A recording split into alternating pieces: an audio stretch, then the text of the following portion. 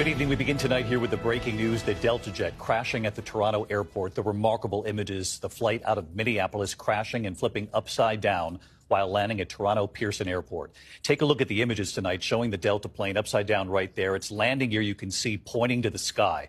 Passengers then recording what they saw just moments after they made their escape from the plane. They're on the tarmac right here, obviously looking back at the plane upside down and seeing what they just survived. Firefighters racing to hose it down. 80 passengers and crew on board. They had to unbuckle their seatbelts while hanging upside down. Tonight, the remarkable news, everyone survived this. But there is word at this hour, at least 15 people are hurt, including a child. At least 3 people in critical condition, including that child tonight.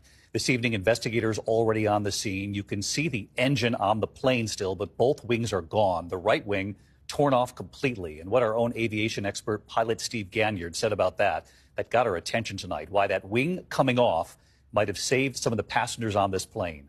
Tonight, the FAA and the NTSB sending teams to Toronto. And, of course, the key question at this hour, was weather a factor? There was snow and ice and the winds. Reports of gusts up to 40 miles per hour. And this was a regional jet that might have been trying to land in these winds. ABC's Gio Benitez covers aviation, and he leads us off with the images coming in tonight. Tonight, these dramatic images show a Delta plane flipped upside down, smoke pouring out of the fuselage, the plane crash landing at Toronto Pearson International Airport. Passenger John Nelson shooting this video moments after the crash. We're in Toronto. We just landed. Our plane crashed. It's upside down. Fire department's on site. The Delta Regional CRJ-900, operated by Endeavour Air, traveling from Minneapolis-St. Paul with 80 people on board, arriving in Toronto around 2:30 p.m. We just had a crash on runway 23 here. Emergency crews racing to the scene. 17 people transported to area hospitals, a pediatric patient, a man in his 60s, and a woman in her 40s critically injured. Remarkably, no one killed. When it came to a halt, everybody is upside down. So there are going to be injuries just getting the seatbelts out and falling to the ceiling and getting out that way. Passengers seen escaping the aircraft. Most people appear to be okay. We're all getting off. Some smoke going on. Just so you are, there's people outside walking around the aircraft there.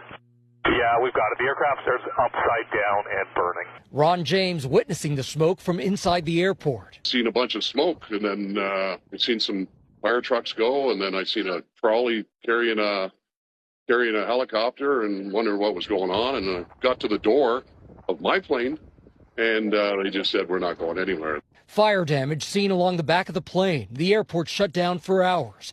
And there are already questions about how winds and wintry weather may have impacted the crash. The tarmac blanketed with snow. Winds gusting up to 40 miles per hour around the time of landing. And it comes just weeks after 67 people were killed in that horrific crash over the Potomac between a Black Hawk helicopter and an American Airlines plane. And that medical jet crash in Philadelphia that killed 6 people on board and 1 person on the ground. While back in Toronto tonight, this major investigation is now underway. These 2 runways will remain closed while the investigation takes place. We are very grateful that there was no loss of life and relatively minor injuries. And David, the Transportation Safety Board of Canada will be leading this investigation. The American FAA and NTSB are sending crews to Toronto. But again, David, I've got to go back to the biggest headline of all here, that everyone on board survived, and that is simply a miracle. Really is David. extraordinary tonight. Gio Benitez leading us off. Gio, thank you.